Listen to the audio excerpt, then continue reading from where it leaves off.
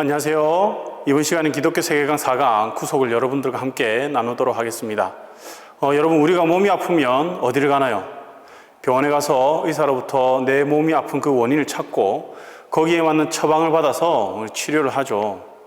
이처럼 이 세상도 악이라고 하는 그 병이 해결되어야 건강한데, 이 악의 문제에 대해서 성경은 근본적인 원인이 인간의 타락에 있다라고 진단을 합니다. 그리고 이 문제의 궁극적인 해결이 오직 예수 그리스도를 통한 구속으로만 가능하다라고 말을 하고 있습니다. 즉, 이 세상에 인간뿐만 아니라 모든 만물이 원래의 건강한 상태, 선한 상태가 되기 위해서는 이 세상의 어떤 방법이 아니라 오직 예수 그리스도의 구속의 은혜로만 가능하다는 것이죠. 그렇다면 먼저 이 구속의 의미가 무엇인지 우리가 한번 알아보도록 하겠습니다. 먼저 구속이라고 하는 것은 죄의 사함을 말합니다. 골로새서 1장 13절에서 14절을 보면 그가 우리를 흑암의 권세에서 건져내사라고 이야기를 하죠. 그리고 어디로 옮겼다고 이야기를 합니까? 사랑의 아들의 나라로 옮겼다라고 이야기를 합니다. 그 아들의 안에서 우리가 속량 곧 죄의 사함을 얻었다라고 기록을 하고 있죠. 여기서 여러분, 흑암의 권세란 죄악의 권세를 상징하는 것입니다. 그리고 이 죄악의 권세에서 건져낼 뿐만 아니라 어디론가 우리가 옮겨지는데 그곳이 어디냐? 하나님 나라. 우리가 말하는 바로 천국이라는 것이죠. 그 이유는 예수 그리스도의 그 십자가 보혈로 인해서 죄 사함을 우리가 얻었기 때문이라고 성경은 말하고 있습니다. 그리고 우리를 흑암의 권세에서 건져내신 것과 주님의 나라로 소속을 옮기셨다는 말씀은 모두 완료형으로 되어 있습니다. 이 말은 무엇이냐면 모든 것이 이루어졌다는 것이죠. 이루어질 것이라는 것이 아니라 이루어졌다. 그렇기 때문에 우리는 하나님 나라의 백성이 되었다라는 것을 확신할 수 있다는 것이죠. 동시에 이 구속이라는 것은 다른 말로 회복을 뜻하기도 합니다. 이를 가장 잘 표현할 수 있는 것이 무엇인가? 바로 에피테제를 들 수 있는데요. 이 에피테제라는 것은 신체의 일부, 특히 귀, 눈, 코, 이러한 부분들, 얼굴의 이 부분들이 사고나 질병으로 인해서 손상 입었을 때, 그때에 실리콘과 같은 이 재료를 사용해서 거의 완벽하게 재생을 하는 것을 말하는데요. 이처럼 예수 그리스도는 인간의 본연의 모습을 잃어버린 우리를 회복시켜 주시는 진정한 구원자라는 것입니다. 또한 구속은 화목이라고 설명할 수도 있습니다. 이는 원래 아름답고 조화로운 하나님과 그 인간의 관계, 그리고 하나님과 세상의 관계가 죄로 말미암아 깨어지고 왜곡되었지만 이제는 그리스도 안에서 다시금 화해의 관계로 회복되었다는 것을 의미합니다. 더 나아가 구속이라는 것은 갱신 또는 새로움이라고 할 수 있는데, 이 새로움은 단지 사람뿐만 아니라 전 피조 세계가 새로워진다는 것을 의미합니다. 그래서 성경에서는 이렇게 이야기를 하죠. 그런즉 누구든지 그리스도 안에 있으면 새로운 피조물이라. 이전 것은 지나갔으니 보라 새 것이 되었도다 라고 말하고 있습니다. 여기서 새로운 피조물은 그리스도인들에게만 해당되는 것이 아니라 그리스도 안에서 질적으로 새로워진 그 새 하늘과 새 땅을 의미한다는 것이죠. 이처럼 이 세상의 모든 만물이 죄악된 모습을 벗고 새롭게 된 것을 구속이라고 합니다. 또한 구속이라는 것은 병에 걸렸다가 건강한 상태로 다시 회복하는 것, 그리고 위험한 상태에 처해 있다가 다시 안전한 상태로 되는 것을 의미합니다. 여러분, 창조의 모습은 가장 건강하고 완전한 그러한 상태였죠. 그러나 타락으로 인해서 모든 만물이 병들어 버렸습니다. 정상적인 기능을 하지 못하는 것이죠. 그러나 예수 그리스도의 그 죽으심과 부활하심으로 인해 죄의 병에서 회복되었습니다. 이것이 바로 구속입니다. 그리고 우리가 두 번째로 한번 생각해 볼 것은 무엇이냐면, 이러한 구속, 이러한 구원의 계획을 성경에서는 어떻게 계시하고 있느냐라는 것입니다. 성경에서는 이에 대해서 신구약 전체 통틀어 점진적으로 계시를 해주시고 있습니다.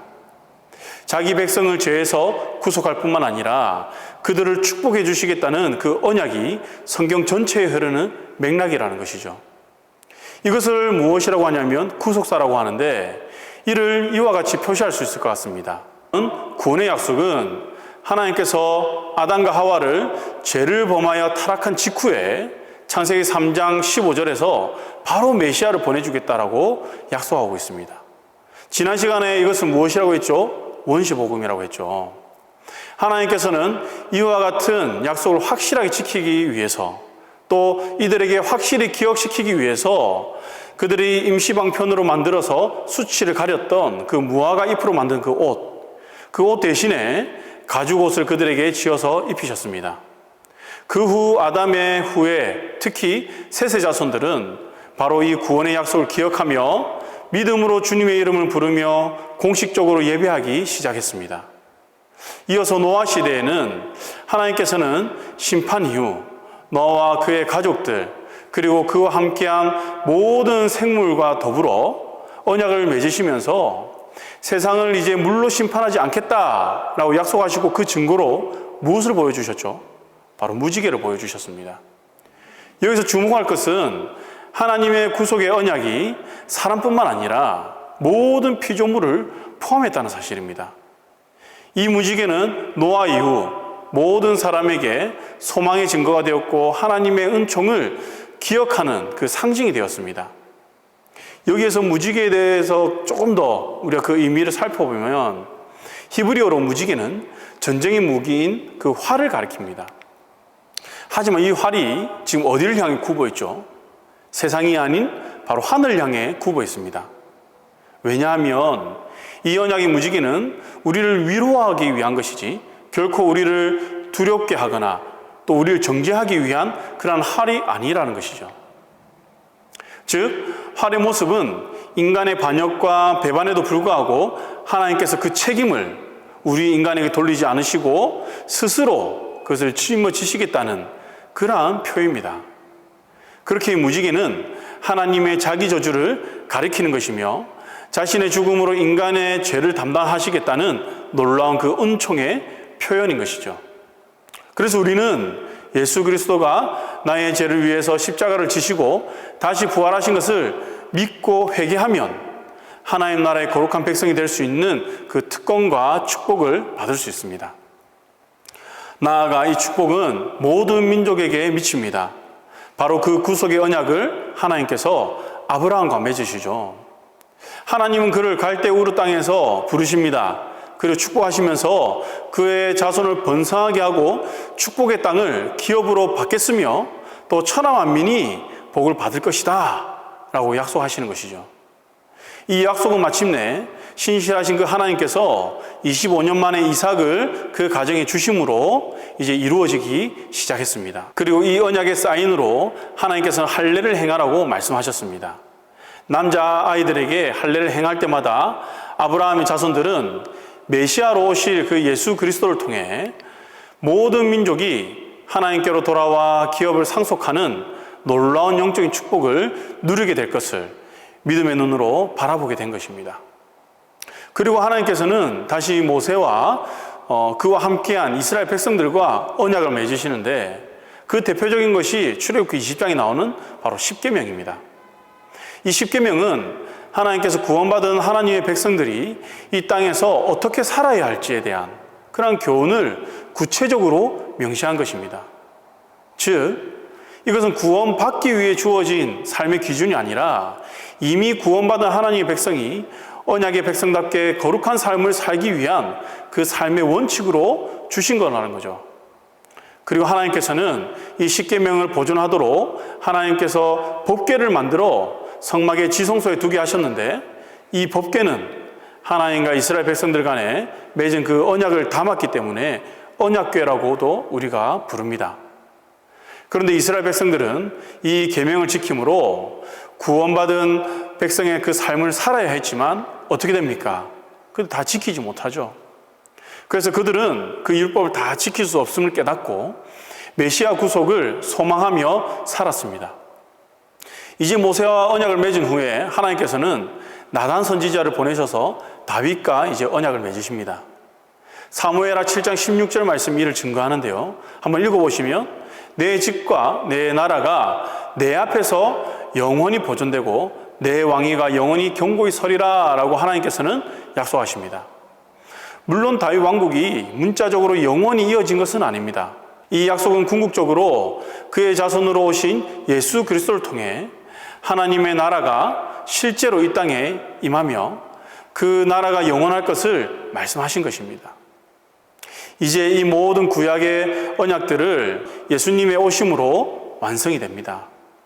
이것을 새 언약이라고 하며 구약의 선지자들도 이것을 미리 예언을 하였습니다. 한 예로 예레미야서를 보면 내가 이스라엘 집과 유다 집에서 새 언약을 맺으리라 그렇게 말씀하시면서 애굽 땅에서 인도하여 내던 날에 맺은 것, 우리가 앞에 이야기했던 그 십계명 우리가 예를 들 수 있겠죠. 그것과 같이 아니할 것이다 라고 이야기하죠. 그래서 이 예수님께서는 율법의 완성이 되시는 것입니다.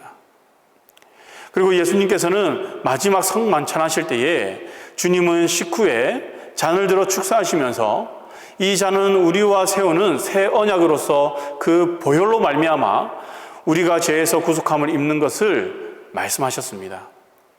고린도전서 11장 25절 한번 말씀 볼까요? 식후에 또한 그와 같이 잔을 가지시고 이르시되 이 잔은 내 피로 세운 새 언약이니 라고 말씀하고 있죠. 그리고 이것을 기념하라고 주님께서는 말씀하셨습니다. 그러므로 이 언약의 상징은 잔이라고 할 수 있습니다. 그리고 피로 세웠다는 것은 생명의 대가를 지급하고 그 맺은 언약이라는 뜻으로 우리가 이 언약에 참여한다는 것은 어떠한 의미냐? 바로 우리도 생명을 걸고 이제는 언약 백성으로 합당한 삶을 살겠다는 그러한 헌신의 의미를 포함한다는 것이죠. 자, 그럼 다시 이 점진적 계시에 대해서 한번 정리를 해보겠습니다. 성경에 계시된 하나님의 언약들을 모두 종합해보면 결국 우리의 그 구속을 위한 것이며 그 중심에 예수 그리스도가 계심을 우리는 알 수 있습니다.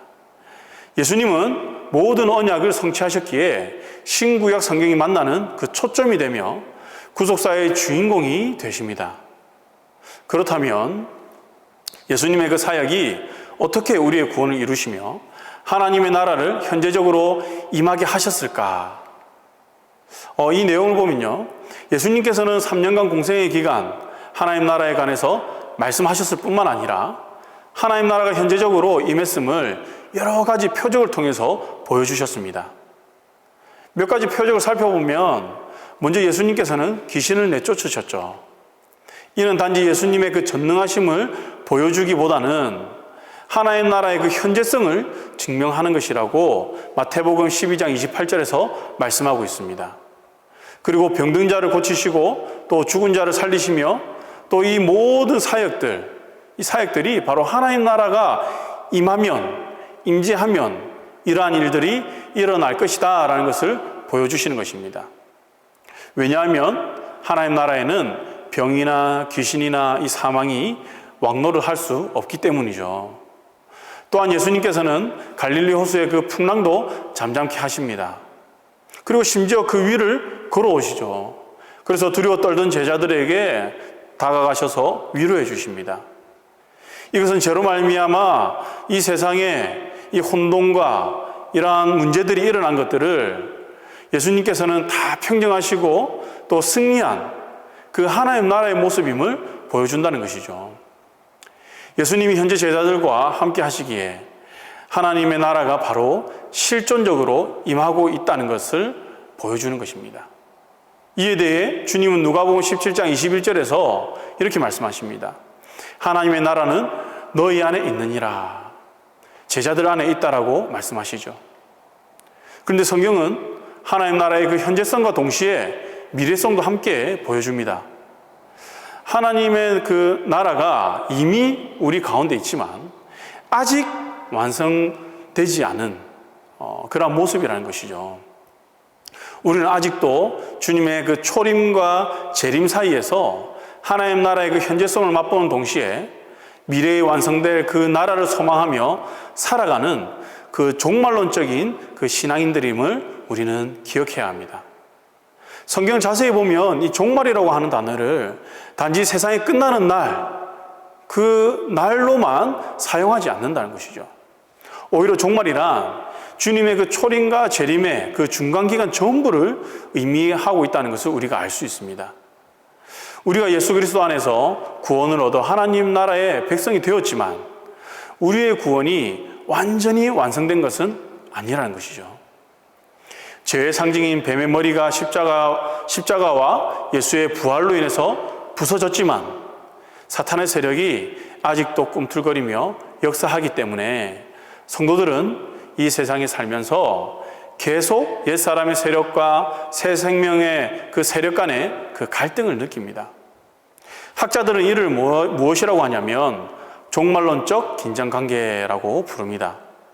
그 대표적인 경우가 로마서 7장에 나타나는 바울의 탄식이 아닐까 생각합니다.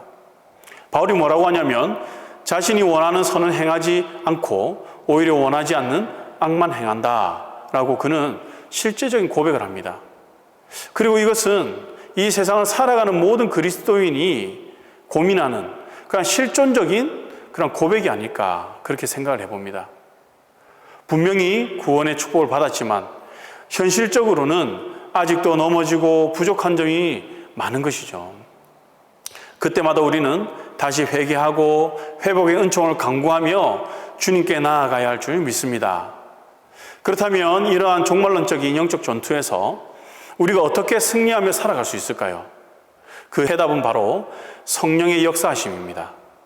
성령께서 왜 오순절에 임하셨습니까?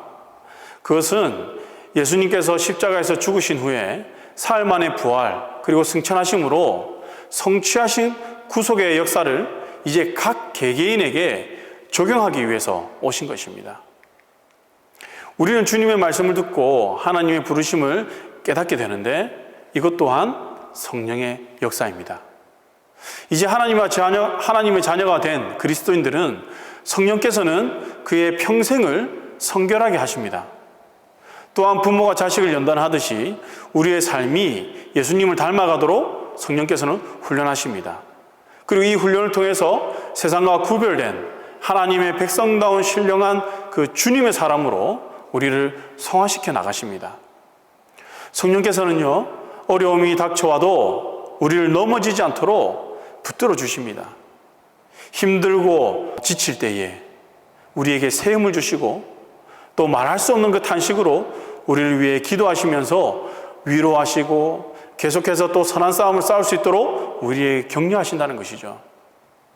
그리하여서 성령의 그 아름다운 열매를 맺도록 성령께서는요, 지금도 우리와 함께 일하고 계십니다. 바로 이것이 진리의 성령께서 하시는 일입니다. 동시에 성령 하나님은 개개인에게 역사하는 것뿐만 아니라 그리스도인들이 함께 모인 교회의 주인이십니다. 오순절 성령의 강림은 예루살렘 초대교회의 탄생을 의미합니다. 그리고 이 성령의 인도하심에 따라 교회는 복음을 담대히 증거했으며 무서운 박해도 이겨냈고 또 주님의 몸으로서 서로 지체가 되어 돌아보며 섬기는 믿음과 사랑의 공동체로 자라간 것입니다.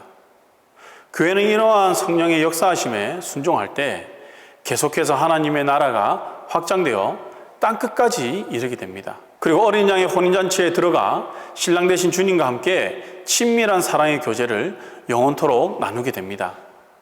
그러므로 하나님의 나라와 그리스도인의 그 삶을 다음과 같이 정리할 수 있을 것 같습니다.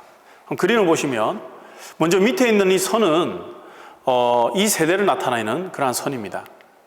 이 선은 창조에서 시작되었으나 타락을 거쳐 결국 예수님의 재림으로 끝나는 그 현재의 피조 세계를 의미하는 것입니다. 그리고 그 위에 있는 선은 하나님 나라의 선이며 새 하늘과 새 땅입니다. 이 선은 예수님의 그 초림에서 시작되어서 재림 이후에도 영원토록 계속됩니다. 그런데 현재 우리가 사는 세계는 이 두 선이 어떻게 됩니까? 공존하고 있죠. 그리고 이 두 선은 화합할 수 없는 그 대립관계임을 우리가 기억해야 됩니다. 따라서 그리스도인들은 궁극적으로 하나님 나라에 속한 사람들이지만 현재 죄악이 영향을 미치고 있는 이 세상에 발을 붙이고 있는 이중국적자라고 우리가 할 수도 있을 것 같습니다. 이렇게 그리스도를 영접한 사람에게 나타나는 변화 4가지 정도를 한번 요약해 보면요. 첫째, 주님의 부르심에 믿음으로 응답하고 진심으로 회개하면 성령께서는 그를 뭐라고 하십니까? 의롭다라고 칭하시는 것이죠. 그렇기 때문에 타락한 우리가 예수를 믿으면 우리는 의로운 존재, 다시 말하면 거룩할 수 없는 자들이지만 하나님께서는 우리가 예수를 믿음과 동시에 거룩한 자로 살아갈 수 있도록 인도하신다는 것이죠. 둘째는요, 그리스도를 영접하는 자는 하나님의 자녀로 삼으십니다. 그렇게 그리스도인들은 누구든지 하나님을 아바 아버지라고 부를 수 있게 된 것이죠. 세 번째는요, 성화의 삶을 지향하며 살아갑니다. 이는 구원받은 자녀답게 살려고 한다는 것입니다. 그러나 성화의 삶은 어떻습니까? 항상 쉽지만은 않죠. 때로는 세상의 여러 가지 염려와 근심으로 또는 사탄의 유혹으로 넘어지기도 하고 쓰러지기도 합니다. 그러나 그때마다 주의 영이 우리 안에서 말씀으로 역사하셔서 예수님의 십자가를 다시 바라보게 하시고 그 부활의 능력을 힘입어 오늘도 주님 앞에 바로 서도록 도우신다는 것이죠. 이 성화는 죄에 대해 점점 죽어지고 의에 대해서 점점 살아나는 그 과정이라고 할 수 있습니다. 그리고 연단의 과정도 바로 이 성화의 단계에 포함이 되는 것입니다. 그리고 마지막 4번째, 예수님을 영접한 후의 변화는 우리가 영화롭게 된다는 것입니다. 성령은 우리 구원의 그 보증이 되시기 때문에 그리스도인들에게 구원을 보장하는 그 하나의 확인 도장과도 같다라고 에베소서에서 말하고 있습니다. 영화롭게 된 그리스도인은 마침내 달려갈 길을 다 마치고 믿음을 지키면 주님의 그 나라에서 주님의 부활하신 몸과 같이 영화롭게 변화되어 영원토록 주님과 함께 살게 될 것입니다. 바로 이것이 그리스도인의 구원의 완성인 영화라는 것이죠. 이제 강의를 정리해 보겠습니다. 우리는 하나님의 아름다운 그 피조물로 지음받은 영광스러운 존재입니다. 그러나 죄로 인하여서 우리 인간뿐만 아니라 모든 피조 세계는 타락하게 되어 이전의 그 창조 모습이 완전히 파괴되었습니다. 그러나 하나님께서는 이미 우리를 타락에서 구원하시고자 그 구속의 계획을 세우셨고, 그리고 그 구속을 예수 그리스도를 통해 이루셨습니다. 이제 예수 그리스도를 믿는 자들에게는 하나님의 구속의 은혜가 임하게 되며 성령께서 우리를 도우시고 보호하시고 인도하십니다. 그렇게 우리는 이 땅에서도 하나님 나라를 경험하며 살 수 있고 하나님 나라의 백성으로서 또 살아가야 합니다.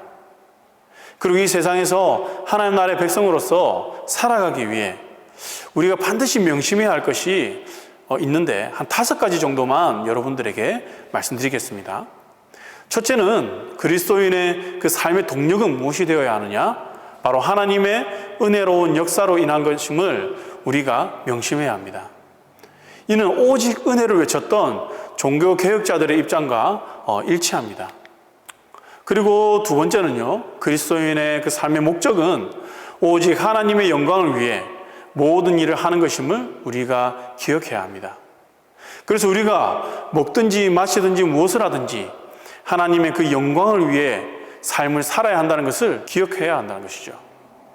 3번째는요, 우리 성도들의 그 삶의 동기는 하나님께 대한 감사와 사랑의 그 마음을 가지고 오직 믿음으로 살아야 한다는 것입니다. 우리 사랑하는 모든 성도님들께서는 날마다 우리를 향한 그 하나님의 사랑과 그 은혜를 기억하면서 감사의 고백과 찬양을 올려드리는 그러한 삶을 사시기를 축복합니다. 그리고 4번째는요, 신앙인의 그 삶의 터전은 항상 쿨함되어 즉 하나님 앞에서 우리가 살아간다는 것을 잊지 말아야 한다는 것이죠. 우리 그리스도인들은 항상 하나님 앞에서 행하며 아무 거리낌이 없어야 합니다. 그리고 마지막 5번째, 그리스도인의 그 삶의 기준은 오직 하나님 말씀임을 우리는 잊어서 안 됩니다. 그래서 구원받은 성도는 하나님 말씀을 날마다 가까이 하고 하나님 뜻을 알기에 힘을 써야 합니다. 그리고 그 하나님 말씀으로 이 세상을 분별하며 살아가야 합니다. 우리 성도님들도 그렇게 이 말씀으로 이 세대를 잘 분별하며 살아가시기를 주님의 이름으로 축복합니다. 그리하여서 우리가 이 5가지 꼭 기억하여서 우리가 예수 믿는 사람으로서, 구원받은 자로서, 하나님 나라의 백성으로서 우리가 이 세상을 우리가 잘 살아가시기를 주님의 이름으로 축복합니다. 이렇게 4주간의 기독교 세계관을 마무리하게 되는데 더 많은 것과 다양한 것을 나누지 못한 것이 참 아쉽다는 생각이 듭니다. 그래도 지금까지 우리가 함께 배운 기독교 세계관을 통해 우리 성도님들이 세상의 빛과 소금의 그 역할을 감당하며 이 세상을 기독교 세계관으로 점차 변화시켜 나가는 그 하나님의 귀한 계획하심에 조금이라도 도움이 되었기를 바라며 다음엔 더 좋은 강의로 잘 준비하여서 여러분들을 찾아뵙도록 하겠습니다. 그동안 수고 많으셨고 감사합니다.